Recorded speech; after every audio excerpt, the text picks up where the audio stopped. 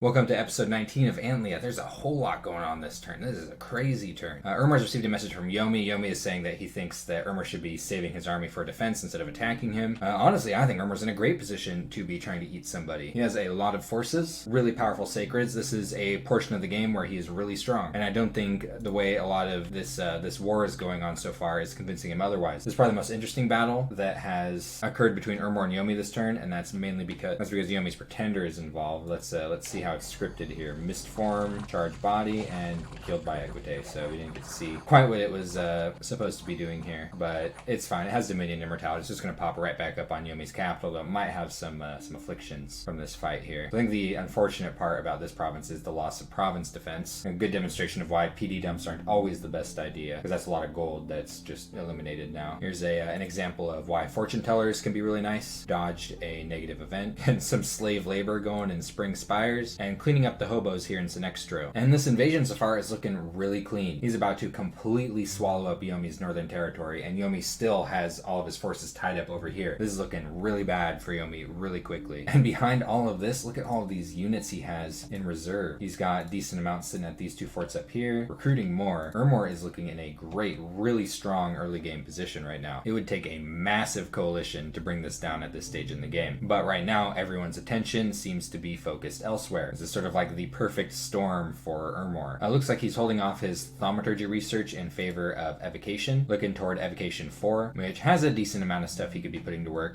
Fire Cloud isn't too bad, but it's kind of hard to use. He doesn't have any fire resistance on his bless at the moment. Thunderstrike is of course a really nice spell, but he hasn't really set himself up to be using it. He hasn't been recruiting on his Crystal Sorceress province, and he's only going to get so many air mages, and then you have to communion them. It's a big hassle. Netherbolt is actually pretty good though, and I have a feeling that this might be what he's thinking about, at least with the Evo 4 goal. The Feeble Mind is something that's particularly dangerous toward Dione. Banefire Darts is also, it's alright. Problem is that it doesn't have an area of effect. Like if you look at Netherbolt, this has an AoE 1, so it'll actually hit multiple units. Oh man, now that I think about it, especially against Yomi, because Yomi's using all these little goblins, this is going to hit 6 goblins at a time, or the tiny Oni. This could be really brutal, whereas this hits 1 unit at a time. Bolt of Unlife is here as well, though I think Netherbolt is the really nice thing he'd be picking up here. Thus far, Irmor's been pretty quiet, pretty methodical, just slowly and surely cutting up this territory up here. And Katis has his own problems. He did just get this Whip of Command in a trade with Yomi. Yomi's asking for some military assistance against Irmor, saying that Irmor will be in a very strong position if nothing is done about it, which, I think is true to some extent, but Katis is not in much of a position to enter that war right now. And this is the good news for Katis, and that's Oceania is willing to enter the war with Agartha, which I think is a very good move for Oceania, because Agartha is probably his biggest threat. Tons of research goals achieved in the same turn. Enchantment 5, he does have Horde of Skeletons online now. Thaumaturgy 2, he'll have Mindburn online, which is actually very relevant. And that's actually going to put all of these nature and astral mages that he's been recruiting to work here. So I think that's a very good thing to have reached. And then right up into Evocation 2, which also gives Solar Rays, which may become relevant as Agartha is in fact doing a lot of reanimation on her capital, though I'm not sure if Katis knows this yet. Now here's the most interesting battle that's going on this turn between the two. Agartha is invading Katis's lands. She has a couple of Troglodyte lords wearing black steel full plates, giving them a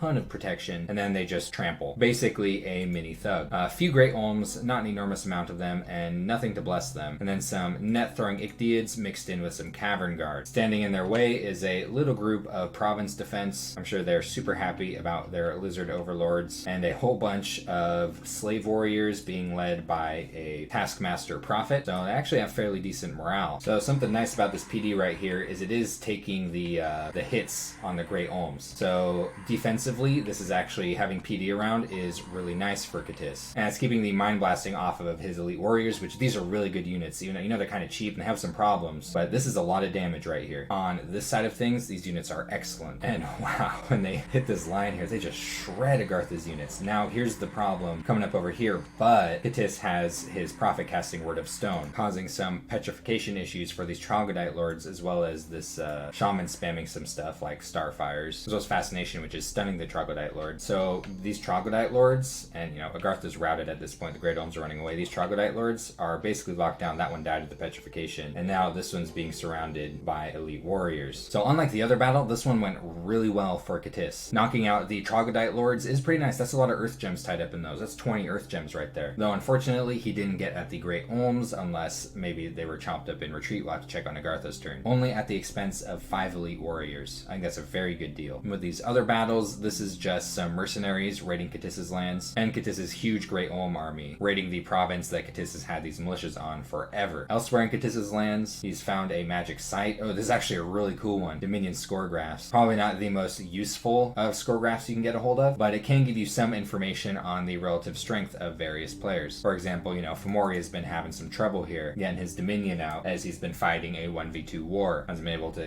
build temples and things like that very easily, and the temple he did build got raised. So, more information is good information, though I would personally prefer having access to almost any other of these score graphs as Katis. A really cool event right here. The cousin of a local lord has been bitten by a werewolf, and the lord is giving Katis a big pile of money to protect the werewolf from the peasants. Looking out for his cousin, pretty nice, gets a pile of gold and a stealthy werewolf commander that comes with everything, a werewolf comes with. Is this new? Were they always able to summon wolves like this? I don't remember. But yeah, I imagine they'll be able to summon a couple of wolves at a time. That's pretty sweet. But with 15 invulnerability and regeneration, this thing's kind of neat. I'd really want to throw this into the arena, the slave collar form of arena. I think this would be a lot of fun to throw in with some gear. And here in Hobergdorf, Katis is preparing for a siege that is very likely to be coming. Unfortunately, he doesn't have a whole lot patrolling here. This is all he has for PD. It's not that much. And just a couple of mages scripted to cast some horde of skeletons. Not sure if it's enough against the 45 Mind Blasters, but we'll see. There's also all of these Ictiods he's going to have to worry about. He's recruiting a lot of forces, though. Still with these lizard chariots, I'm just so not sure about these. Maybe if he was using them to raid, but in his armies against Agartha specifically, they're just not doing so much. Soromancers can get some pretty nice randoms. Death 4, that is super powerful. And Agartha, the hero or the villain in the Katis War, depending on how you look at things. Yomi is asking Agartha for help against Urmor, but as we know, Agartha has her own war to focus on, which isn't going perfectly. Katis is not going to go down without putting up a decent amount of resistance. So yep, sure enough, she is going to be moving on to Hobergdorf. This is a pretty powerful army right here. As long as she can keep her front line numbers up and keep these mercenaries hired, I think she'll have a decent chance of being able to siege this down, but she still does have to beat Katis's patrolling army. And she will be building up a decent army supported by Mind Blasters coming up. Oh, these heavy infantry are going to be pretty nice. So she will have a fairly powerful army in the near future on her southern border. She's changed around her research goals a little bit. She was going for construction 4, but now she's going to be heading down alteration. There's a lot of buffs that are being picked up along the way here. I think when it comes to the alteration 4 goal itself, outside of buff, she is going to get a hold of destruction, which can help wipe out the armor on Katis's units, and Curse of Stones, which is going to slow down Katis's units and cause them to fall asleep more easily. And this will also get her closer to a lot more powerful stuff that's coming up in Alteration 5. But Katis's lands are a little bit awkward to invade for Agartha right now. I think taking the Green Sea out would give her a pretty good ability at projecting power in this region if Katis was to push back. Having the Witch's Copse right here is definitely in the way, along with Sinextra. It just has one inroad into getting into Katis's lands. But that will change if she can secure the Broken Land, and Katis, is not very big. Definitely a lot smaller than Agartha. However, there's something in the water that might be coming up soon and changing how this war plays out. Now, Fomoria had a pretty crazy turn just now, climbing up Evocation and getting closer to those big air goals, which is going to make Fomoria a lot more powerful. He's pinging the army here in Bakar and is seeing what's chilling at it, though I imagine Yomi's probably going to start turning this around with what's going on the other side of his territory with Urmor. And this is him just raiding that cave province. He did destroy a temple that was built there. Now, here is the interesting thing. If you remember last turn, Yomi was attempting to raid Fomoria's capital, and I don't think Yomi understood how the mechanics work, which is very understandable because raiding is really, it's not common. It's not something you see very often. But I think he knows now, because look at this. The way this happens is every single commander that raids individually, along with the units that commander has under their command, is going to attempt to raid through the province defense that's protecting the province and anything that's patrolling it, which in Fomoria's case happens to be all this on his capital, individually. And then if they break through this province defense, they will do what is essentially a pillage and then retreat back to their territory. Now, that is obviously very unfortunate when not all of these groups are raiding as a monolithic entity. Even if they were, this would be really dangerous, though I don't think Yomi was expecting Fomoria to be patrolling so many mages and stuff on the capital. And another thing about this is every single time that it's raided with different commanders, this is Yomi's profit, by the way, the province defense actually replenishes. Patrolling units will retain any HP loss or anything like that they have, but the province defense just straight up replenishes to full for each separate raid, which actually I do wonder is an oversight from the developers. I'm not sure if there's something kind of clunky clunky about this. In fact, I think raiding mechanics in general are kind of clunky. I don't think they get a lot of attention because they're not used very much. But here's another pretty big battle that happened from a raid. This one involved a Dione that had a few of the nicer Oni following it around. So let's see how these stack up against this army. At a certain point, this Dione with proper equipment and buffs actually wouldn't be able to do too bad against these units here, though, you know, it obviously needs some form of shock resistance. That's the main problem it's facing right now. It's pretty much perma-stunned from all of these air elementals. And surrounded and, yeah, just getting chopped up. All this gear is not helping it out enough. It's just not enough. Needs better gear, needs better buffs, needs a way to prevent small air elementals from butchering it up. And there it goes. And a second Dione raiding as well. And this one is unsupported by other Oni. Looks like at this point, Moria is at least out of air gems, so it doesn't have to deal with the small air elementals. Is managing to cause some routing with its fear. It does have fear value of 9. I believe that's 5 plus the amount of death magic it has. This one is not wearing a fear helmet like the other one though, which actually might have, if this one happened to be the one that was wearing the fear helmet, this fight might have actually gone decently for Yomi, but spoilers, it didn't. I guess there is the question of these long dead as well. Would this Dione have been able to move through this long dead even if it routed all of this province defense? It is getting pretty tired. All the slingers ran out of their ammunition. It's in its spirit form now. Tons of afflictions. Routed, but surrounded.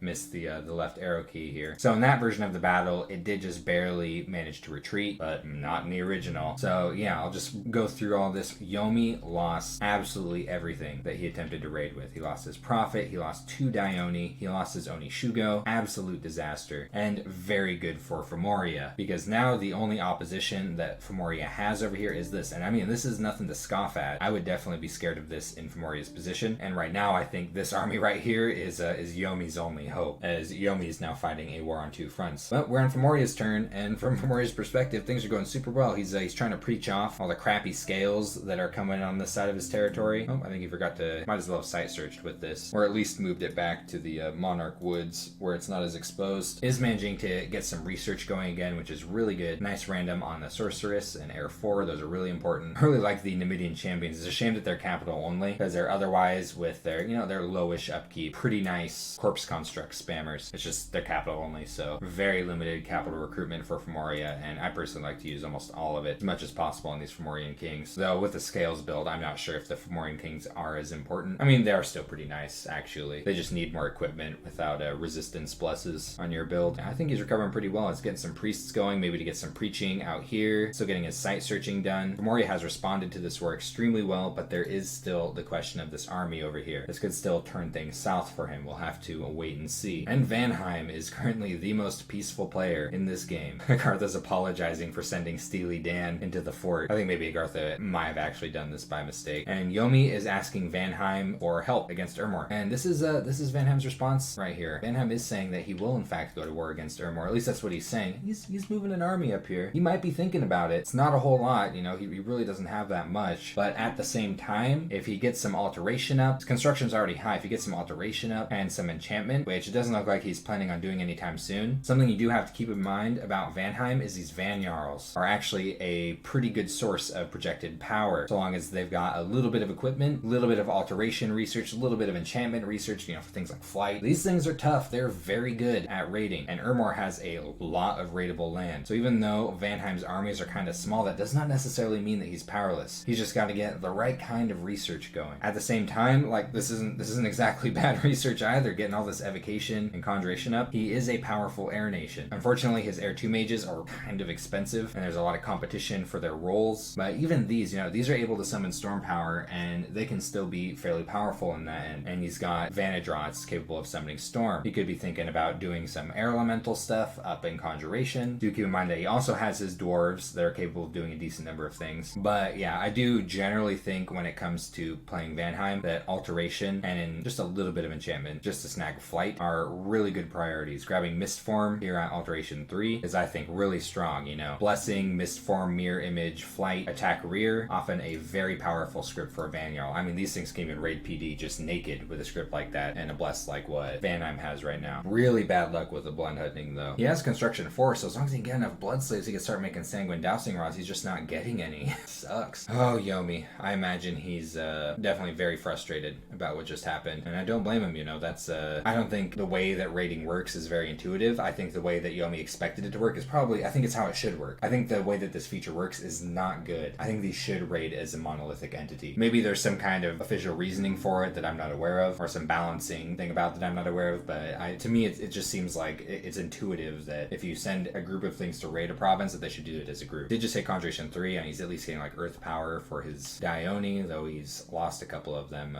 So maybe that wasn't. I was thinking that maybe Xibalba did have some kind of huge mega IQ trap set for Femoria with kind of the way he was talking. Maybe he's still leaving his Sun Guides out as some kind of crazy 4D chess bait kind of thing to give Femoria a false sense of power. But it looks like Xibalba's not actually happy with the way that last fight went. And we know about all these battles, some with Urmor and this raiding with Femoria. It's really not looking good for him. He has done a bit of quote-unquote counter raiding. He's taken some provinces, didn't have any PD in them. Held on to Gurthurg up here, it has some income on it. This one not so much. And he will be raiding with this Dione at the very least. Scripted for Iron Skin, Skeletal Body, Blessing, and Attack Closes. I gotta check his Bless again real quick. Alright, not too bad here. Double attack skill, double swiftness. But yeah, Yomi needs help. I just say that straight up. If he doesn't receive help, I think there's a very good chance that he's not going to survive this invasion. Now, Femoria might end up preoccupied with Xibalba up here. That could be good news for Yomi, though I would imagine it's going to be really hard to maintain these two provinces down here, which unfortunately is where he has a lot of his infrastructure built up. He is doing temple spam form of playing Yomi. I need to experiment more with Yomi to, I guess, compare this to the heavy blast strategy that I usually lean toward. I'm not saying this is worse. I'm really curious to how they stack up against each other. But one thing about this is that it does make being raided really brutal, because you're losing infrastructure every time you get raided. But it does look like Vanheim might be moving up to start nipping at Urmor's heels. I'm not sure how well Vanheim would be able to do against Urmor. I'm not saying he'd do bad. I don't know. We're gonna have to wait and see how that fight turns out. Like, Vanheim's probably gonna be looking pretty different before he does invade Urmor, if it happens. And that might allow Yomi to stabilize. He'll be hitting Enchantment 3 soon.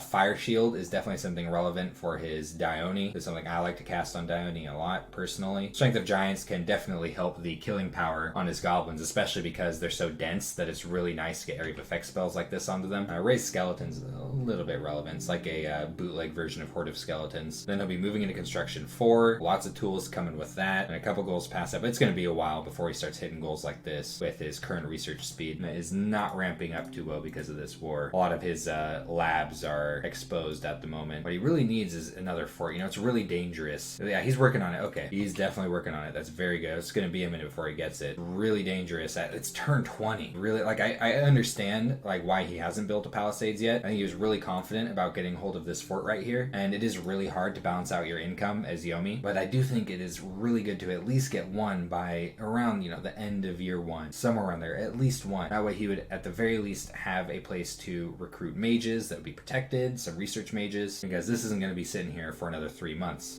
and I don't think this is necessarily what's going to happen with Urmor's army. I mean, it could, but this right here, 1, 2, 3, that could be a problem. He does that, he's got some Oni, he's got his Fomorian army moving back. Let's see, how's Fritloff doing? I think he might get a hold of these items next turn, as this is going to be on a lab. We'll have to wait and see whether that stuff ends up in his treasury or not. And Xibalba has received a message from Femoria saying, if you want, it might be a good idea to turn on Yomi at this point. Little winky emote right here, showing that Femoria is feeling a little bit smug right now. A message from Yomi, one that isn't entirely accurate, as Yomi was talking about raiding Femoria's capital for a while, but I don't think he understood the mechanics, and it ended up being a huge disaster for him. Absolutely, I feel so bad for Yomi. But before that raiding event, he was seeming pretty confident about the overall war in the long run, other than the fact that he got attacked in the rear by Urmor, which he's at least acting kind of confident about being able to stave it off. And maybe Yomi knows something where I think things look awful for Yomi right now. And I'm not talking about just the raiding, I'm talking about the war against Urmor. Just the way it looks to me, I don't know how he's gonna stop stop Ermor from eating him from the back end. Maybe he knows something I don't know. We'll just have to wait and see how he stabilizes, if he manages to stabilize. More sacred scorpions, more blood slaves, and bam. This is the main thing going on with Yomi's turn. He is moving pretty much every single thing he has onto Fomoria's army over here. And there is a lot going on here. Got 2 big boxes of small scorpions on the side, his sacred scorpions right in front in the center. Some whites tucked in here, his beast bats and other bats. There's some sun guides down here and other bats scripted on, I presume, attack rear commands. Got his Onaki coming. This thing's gonna spawn a couple of beast bats at the beginning of the battle, so there will be those as well. Now, you might be a little confused if you're not used to blood magic, seeing all these summon imps commands where they're not holding blood slaves. What these guys are actually gonna do, and why they're on the pile like this, is they'll totally nab the blood slaves that this Batab is carrying over and plant it right in the middle of all these blood mages. They'll nab them and they'll use them. So he is gonna have a lot of imps supporting this army. This move does look a little bit desperate, the way he's committing pretty much everything to it. I'm not saying that that's bad. I think he needs desperate actions right now with the way this war has gone, because Fomoria has really good scales. He's only going to get stronger. And with Yomi not being able to provide as well of support at the moment, he sees, Xibalba sees what's going on over here. He's got to make a move to crunch down on Fomoria. Maybe sue for peace. Maybe, even continue the invasion depending on how well it goes, but he's got to make some kind of a move. He's stopping summoning of his sacred scorpions for a turn to focus on getting just enough research to push over into Blood Magic 4. This is going to give him access to Ocelotls, which are really powerful, and a very good dump for his blood slaves. Way better than imps and beast bats. And with his extremely powerful bless, it is going to greatly extend his ability to project power in this war. But yep, we are getting a big fight next turn, because Fomoria isn't moving this. Fomoria's going to be keeping this army here. Will be pretty exciting to see how it turns out. And Oceania is definitely the focus of some people's attention right now. Yomi is basically begging Oceania for help, saying that the war against Fomoria is not going well, saying that the initial attack failed. Now Yomi is really asking for Oceania's help to attack Fomoria so he doesn't have to deal with Fomoria anymore and can focus on fighting Ermor. And Xibalba is asking the same exact thing. Oh my gosh. And he's actually sending along some water gems to Oceania to try and help convince Oceania to come in. Oceania's response, by the way, this is coming at a really bad time. Oceania is going to be fighting Agartha. With a gift that Xibalba gave him, he is at least offering, some items or nature gems as some consolation. And he's also supporting Yomi with nature gems. But I also think that Oceania might want to be a little bit careful with his nature gems. He only gets so many, and they are very important to Oceania. There's a lot of stuff in construction, especially when it's construction 4, he could be using those nature gems for. He'll be hitting Vine Ogre soon, which is a pretty good dump for nature gems. Mother Oak is definitely something to think about down the line. Oh damn, look at these research. He's going all the way up Conjuration. Forest Troll Tribe is a kind of expensive but possible way for him to break into some death magic, at least in mages that aren't his pretender. And Ivy Kings are pretty nice if he's going the Vine Ogre route. But mainly I think it's construction is the main thing that I want to be pretty careful with my nature gems over. Thug and mage equipment, thistle maces, vine shields, rings of regeneration. Nature gems are one of my favorite gems for construction. He did find a couple of magic sites this turn, a kelp grove and a coral statue, so some nature and water gems. I had some population leave here in the Ancient Blue. I actually forgot to mention this. They walked right up into Vanheim's territory. A lot of them did. It's kind of funny. And a bunch of fish people moving into the woods there. And he's trying to lure commanders like mages and stuff into the ocean with his sirens here, which is pretty funny. It's a pretty cool mechanic here. It's actually really dangerous and frustrating to fight against when you're fighting Oceania. I think it's one of their stronger mechanics on their nation, because you're not fighting these sirens when they succeed on what is essentially an assassination attempt. They're just drowning your commander. The commander just dies. Well, he's moving his pretender up here. He might be attacking Agartha very soon here. This is something that we might see in the next couple of turns here. So this has been turn 20 of Antlia. Things got violent pretty quick in this game. Definitely really messy. And I imagine it's going to be a while, I think, before things start to settle down and even out and wars become a little more organized. I've got a pretty big fight coming up next turn between Fomoria and Xibalba, and I'll be sure to see you in the next episode.